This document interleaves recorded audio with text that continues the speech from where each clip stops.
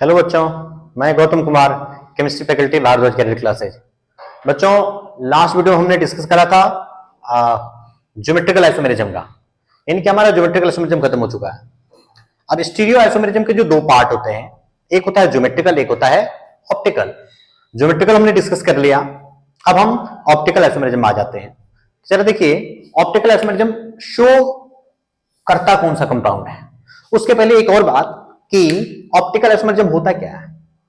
जिस तरह से ऑप्टिक वर्ड जो होता है फिजिक्स से लिया गया है, मतलब जिसमें मिरर लेंस वगैरह के बारे में पढ़ते हैं आप फिजिक्स में, तो ऑप्टिक्स वर्ड यहां पर भी वही चीज है, लेकिन यह ऑर्गेनिक कंपाउंड में ये चीज इन्वॉल्व है या कुछ इनऑर्गेनिक कंपाउंड में भी इन्वॉल्व है। तो ऑप्टिकल आइसोमेरिज्म का मिरर से रिलेशन है कि मिरर के बेसिस पर, मिरर इमेज के बेसिस पर यहां पर पता किया जाता है कि कौन सा कंपाउंड ऑप्टिकल आइसोमेरिज्म शो कर रहा है, कौन सा नहीं शो कर रहा है। तो सबसे पहली बात कि ऑप्टिकल आइसोमेरिज्म शो करने के लिए कुछ कंडीशंस है कि कौन सा कंपाउंड ऑप्टिकल आइसोमेरिज्म शो करेगा, कौन सा शो नहीं करेगा। तो उसके लिए क्या होता है, कुछ पॉइंट्स को ध्यान रखना होता है, तो जब जाकर के आप कंडीशंस को फुलफिल कर पाते हैं। अब चलो देखिए क्या होता है कि अगर हम कोई कंपाउंड ले लेते हैं, ये अगर एक कंपाउंड है OH CH3 C2H5 और ये हो गया H, ये हमारा कंपाउंड है। इसमें हम सिमेट्रिक और एसिमेट्रिक कार्बन एटम पता करते हैं। ऑप्टिकल आइसोमेरिज्म का सबसे पहला कंडीशन कि कोई भी ऑर्गेनिक कंपाउंड हो उसमें एसिमेट्रिक कार्बन होना चाहिए। एसिमेट्रिक कार्बन क्या होता है, जब एक कार्बन, ये वाला कार्बन हमारा, जब चार डिफरेंट कार्बन ग्रुप से जुड़े हुए होते हैं तो उसको हम एसिमेट्रिक कार्बन कहते हैं। और इसी कार्बन को हम एसिमेट्रिक कार्बन कहते हैं, इसी को हम एसिमेट्रिक कार्बन कहते हैं, इसी को हम लोग कायरल कार्बन कहते हैं, इसी को हम कायरल कार्बन कहते हैं, इसी को हम स्टीरियोजेनिक सेंटर भी कहते हैं, स्टीरियोजेनिक सेंटर कह सकते हैं हम, इसी को हम सेंटर ऑफ कायरलिटी कहते हैं, सेंटर ऑफ कायरलिटी कहते हैं। मतलब कुल मिलाकर के सारा खेल जो है ऑप्टिकल आइसोमेरिज्म का किस पर डिपेंड करता है, कायरल कार्बन के ऊपर डिपेंड करता है, एसिमेट्रिक कार्बन के ऊपर डिपेंड करता है। एसिमेट्रिक कार्बन कब होगा कि when all the four groups are different, जब चारों ग्रुप्स जो जुड़े हुए हैं कार्बन से वो अगर डिफरेंट होगा तो उसी को हम क्या कहेंगे, एसिमेट्रिक कार्बन कहेंगे। एसिमेट्रिक कार्बन होना चाहिए। अब ये चीज तो हमारा हुआ कि एसिमेट्रिक कार्बन हुआ, किसका कंडीशन है कि एसिमेट्रिक कार्बन होना चाहिए, तब ऑप्टिकल आइसोमेरिज्म शो करेगा। तो शो करने में होता क्या है, शो करने में यह होता है कि अगर इस कंपाउंड का एक सैंपल लिया जाए और उस सैंपल से होकर के प्लेन पोलराइड लाइट पास किया जाता है। सोचो कि सर प्लेन पोलराइड लाइट क्या होता है। प्लेन पोलराइड लाइट क्या होता है कि जब मोनोक्रोमेटिक लाइट को हम क्या करते हैं, मोनोक्रोमेटिक लाइट को अगर निकोल प्रिज्म से पास किया जाता है तो वो लाइट निकोल प्रिज्म से पास होने के बाद सिर्फ एक डायरेक्शन में वाइब्रेट होता है, मतलब स्ट्रेट चलता है। जबकि क्या होता है कि अगर मोनोक्रोमेटिक लाइट को नॉर्मली आप ओपन कर दें, रूम में जला दें, तो जलाने के बाद फिर क्या होगा कि वो हर डायरेक्शन में वाइब्रेट करेगा, यानी कि आपके पूरी रूम में लाइटनिंग होगी। लेकिन उसी लाइट को अगर क्या कर दें कि प्लेन निकोल प्रिज्म से पास कर दें तो वो सिर्फ एक ही डायरेक्शन में वाइब्रेट करेगा, सिंगल डायरेक्शन में वाइब्रेट करेगा। और जब सिंगल डायरेक्शन में वाइब्रेट कर जाएगा तो उसी को क्या कहेंगे, प्लेन पोलराइड लाइट।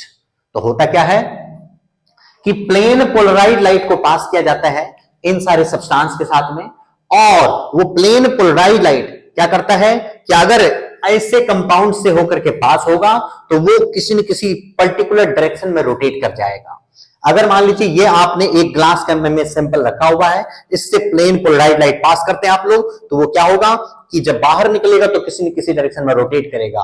अगर वो क्लॉकवाइज रोटेट करता है तो उसको हम डेक्स्ट्रो रोटेटरी सब्सटेंस कहते हैं। डी फॉर्म से उसको इंडिकेट करते हैं, प्लस साइन से उसको इंडिकेट करते हैं।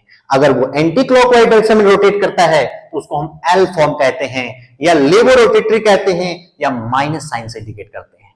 इस तरह से क्या होता है यहां पर प्लेन पोलराइज्ड लाइट को जब पास किया तो अगर वो किसी पर्टिकुलर डायरेक्शन में रोटेशन किया तो उसको हम ऑप्टिकली एक्टिव सब्सटेंस कहेंगे। और वो ऑप्टिकली एक्टिव सब्सटेंस कब होगा? जब हमारा कंपाउंड के अंदर में एसिमेट्रिक कार्बन प्रेजेंट हो। तो यानी कि एक दो तरह का चीज है यहां पर, थ्योरेटिकल और एक्सपेरिमेंटल। कहने का मतलब ये हुआ कि अगर आपके पास सैंपल ऑलरेडी प्रेजेंट है किसी सब्सटेंस का, उसको पता करना है कि ये डेक्स्ट्रो फॉर्म है या लेवो फॉर्म है, तो उससे आप क्या करेंगे? प्लेन पोलराइज्ड लाइट पास करेंगे। और ये एक एक्सपेरिमेंटल हो गया, प्लेन पोलराइज्ड लाइट पास करोगे, अगर वो क्लॉकवाइज रोटेशन कर रहा है तो वो डेक्स्ट्रो फॉर्म है, एंटी क्लॉकवाइज रोटेशन कर रहा है तो वो लेवो फॉर्म है। दो तरह का फॉर्म हो सकता है। अब कहोगे सर थ्योरेटिकली, अगर आपके पास क्वेश्चन आता है थ्योरेटिकली कि कौन सा कंपाउंड ऑप्टिकल आइसोमेरिज्म शो करेगा, तो उसके लिए क्या करोगे? पूरी कंपाउंड में तुम ऑब्जर्व करोगे कि कहीं पर एक आध एसिमेट्रिक कार्बन दिख रहा है कि नहीं। पूरी कंपाउंड में अगर कहीं भी एक कार्बन भी अगर एसिमेट्रिक दिख गया, कायरल कार्बन दिख गया, स्टीरियोजेनिक कार्बन दिख गया, सेंटर ऑफ कायरलिटी दिख गया, सब एक ही होता है, कुछ भी अगर दिख गया तो इसका मतलब वो कंपाउंड ऑप्टिकल आइसोमेरिज्म शो करेगा। और जिसमें अगर इस तरह का कोई कार्बन नहीं अवेलेबल है, इसका मतलब वो ऑप्टिकल आइसोमेरिज्म शो नहीं करेगा। अब ऑप्टिकल आइसोमेरिज्म अगर शो करेगा तो उसके ऑप्टिकल आइसोमर ड्रॉ कैसे करते हैं हम लोग? तो ऑप्टिकल आइसोमर ड्रॉ करने के लिए क्या किया जाता है? कंपाउंड को मिरर इमेज बनाया जाता है।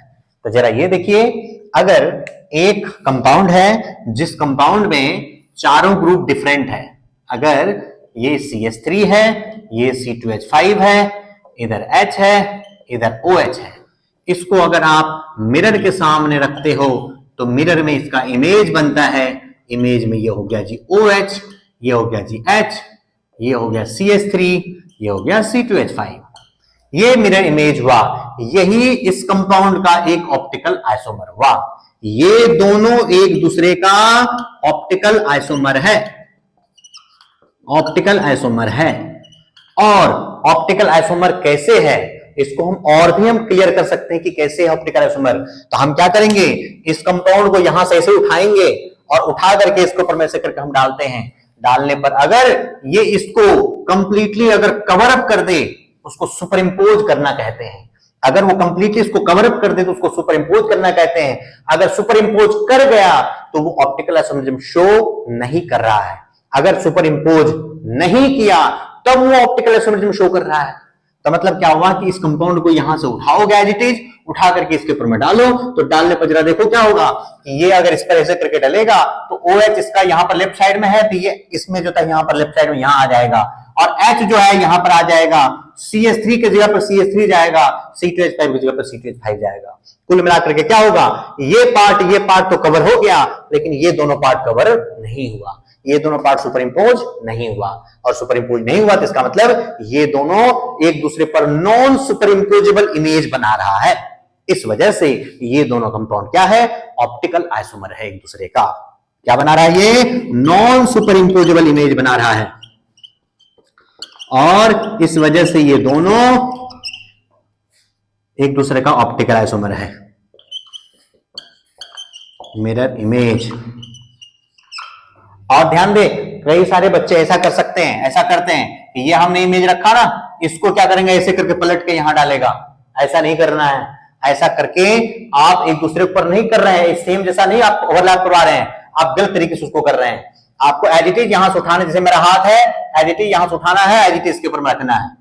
आप ऐसे करके ऐसा नहीं कर सकते। अगर ऐसा करते हैं तो हमेशा सुपर इंपोज वाला इमेज बनेगा, तो वो पहचान नहीं होती हमारी।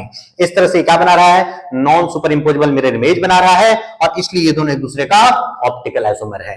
अब हम करते हैं, अगर कोई और कंपाउंड ले लेते हैं जिसमें कोई सुपर इंपोजेबल इमेज बन रहा हो।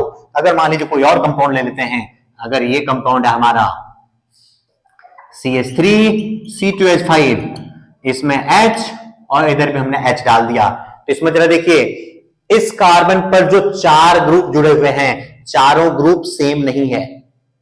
चारों ग्रुप में 2 ग्रुप सेम है, बाकी 2 ग्रुप डिफरेंट है। यानी कि टोटल 3 डिफरेंट ग्रुप इस कंपाउंड में है, जिनमें 2 ग्रुप सेम हो गए। आप कायरल कार्बन के लिए या एसिमेट्रिक कार्बन के लिए आपको कंडीशन पता है कि एक कार्बन से चारों ग्रुप डिफरेंट रहना चाहिए। अगर उनमें से कोई भी 2 ग्रुप भी अगर सेम हो गया तो उसको सिमेट्रिक कार्बन कहेंगे, उसको अकायरल कार्बन कहेंगे, अकायरल मॉलिक्यूल कहेंगे, उसमें स्टीरियोजेनिक सेंटर नहीं होगी, सेंटर ऑफ कायरलिटी नहीं होगी। इसका मतलब वो कंपाउंड सुपर इंपोजेबल इमेज का फॉर्मेशन करेगा। कैसे? अगर हम क्या करें, इसी के सामने यहां पर अगर हम मिरर रख दें, इसी के सामने अगर हम मिरर यहां पर रख दें तो इसका इमेज क्या बनेगा? H H, इधर CH3, इधर C2H5। अब जरा देखिए इस कंपाउंड को अगर हम क्या करते हैं, इसको उठा करके चाहे तो ऐसे डाल लो, चाहे तुम ऐसे डाल लो, ये देखो हर कंडीशन में एक दूसरे को पूरा ओवरलैप कर देगा। CH3 की जगह पर CH3 तो ऑलरेडी जा ही रहा था और H की जगह पर H चला जाएगा, तो ये क्या बनाया एक दूसरे का सुपर इंपोजेबल इमेज बनाया ये दोनों। और जब सुपर इंपोजेबल इमेज बनाता है तो वो अकायरल कंपाउंड होता है, सुपर इंपोजेबल मिरर इमेज। और ये क्या बना दिया? अकायरल कंपाउंड हो गया, ये अकायरल मॉलिक्यूल हो गया। और इसमें जो ये कार्बन है, ये कार्बन सिमेट्रिक कार्बन है, सिमेट्रिक कार्बन है। और जिसमें सिमेट्रिक कार्बन हो गया वो ऑप्टिकल आइसोमेरिज्म शो नहीं कर रहा है। तो इस तरह से क्या हुआ हमारा, ये बेसिक चीज हुआ कि किसी कंपाउंड में हम ये पता कर लें कि कौन सा कंपाउंड ऑप्टिकल आइसोमेरिज्म शो करेगा, कौन सा नहीं करेगा। अब जो हम इसकी आइडेंटिफिकेशन करेंगे ऑप्टिकल आइसोमेरिज्म में कि कौन सा कंपाउंड डेक्स्ट्रो फॉर्म है, कौन सा कंपाउंड लीवो फॉर्म है, कौन सा कंपाउंड आर फॉर्म है, कौन सा कंपाउंड एस फॉर्म है, कौन सा कंपाउंड कैपिटल डी फॉर्म है, कौन सा कंपाउंड कैपिटल एल फॉर्म है, इसको जो था हम नेक्स्ट वीडियो में डिस्कस करेंगे। इसको हम यहीं तक रहने देते हैं। ओके बच्चों, थैंक यू।